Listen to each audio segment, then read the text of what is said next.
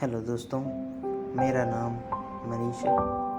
मैं आज आपको एक ऐसी कथा बताने जा रहा हूँ जो भगवान श्री राम के जन्म से पहले हुआ था। उस समय एक ऐसे महापुरुष थे जिनका उदाहरण आज भी माता पिता अपने बच्चों को देते हैं। आइए हम आपको उनका परिचय कराते हैं। श्रवण रामायण में एक ऐसा पात्र थे जो आज तक पुत्र के रूप में आदर्श माने जाते हैं। उनकी अपने माता पिता के प्रति सेवा को हम आज एक उदाहरण के रूप में देखते हैं। श्रवण के माता पिता का नाम शांतनु व मलया था। उनके माता पिता दोनों अंधे थे और समय के साथ साथ बहुत बूढ़े हो गए थे, जिस कारण श्रवण ही उनका सब कुछ काम किया करते थे। इस अध्याय में श्रवण का परिचय समाप्त होता है। अब हम आपको लेके चलते हैं श्रवण के माता पिता की अंतिम इच्छा की तरफ। अपने माता पिता के प्रतिदिन के सब काम करना, भोजन बनाना, उन्हें खिलाना, बाहर से सब सामान लेकर आना इत्यादि सब कार्य श्रवण खुशी खुशी करते थे।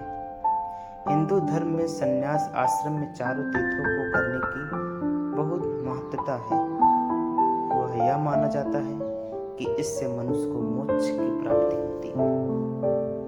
यही इच्छा श्रवण के माता पिता ने भी प्रकट की, क्योंकि वह अपने माता पिता की हर एक इच्छा को पूरी करते थे तथा यह उनके माता पिता की अंतिम इच्छा भी थी।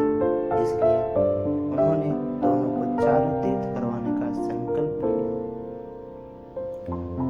अब हम आपको चलते हैं श्रवण के माता पिता के साथ तीर्थ यात्रा पर।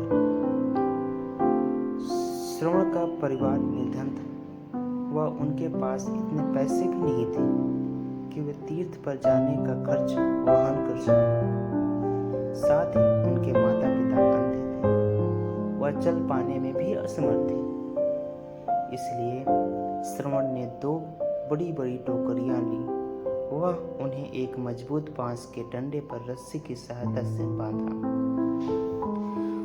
उन दोनों टोकरियों में उन्होंने अपने बूढ़े माता पिता को बिठाया।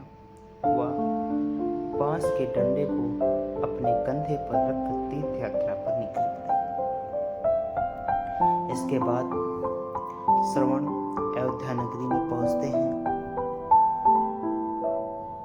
श्रवण अपने माता पिता को कंधे पर लिए तीर्थ यात्रा करा रहे थे।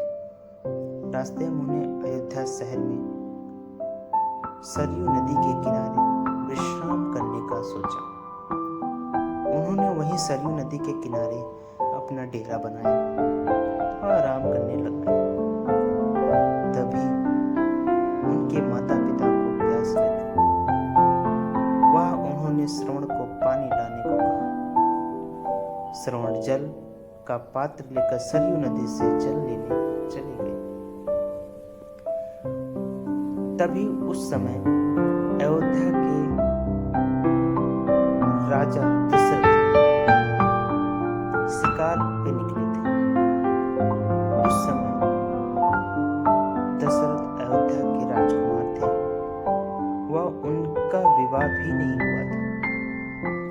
उन्हें शब्द भेदी बाण चलाना आता था, अर्थात वह केवल शिकार के शब्दों को सुनकर उस पर निशाना लगा सकते थे। उस समय वो अयोध्या के सरयू नदी के पास जंगलों में ही शिकार कर रहे थे।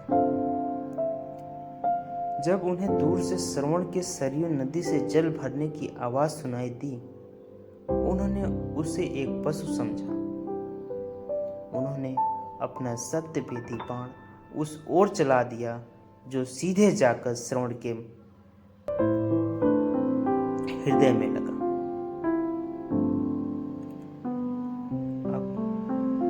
श्रवण की मृत्यु। बाण लगते ही श्रवण दर्द से कराह उठे। एक मनुष्य के कराहने की आवाज सुनकर दशरथ वहां दौड़े गए। उन्हें वहां देखकर अत्यंत डर गए। उन्होंने श्रवण को अपनी गोद में रखा। वह उनसे क्षमा मांगने लगे।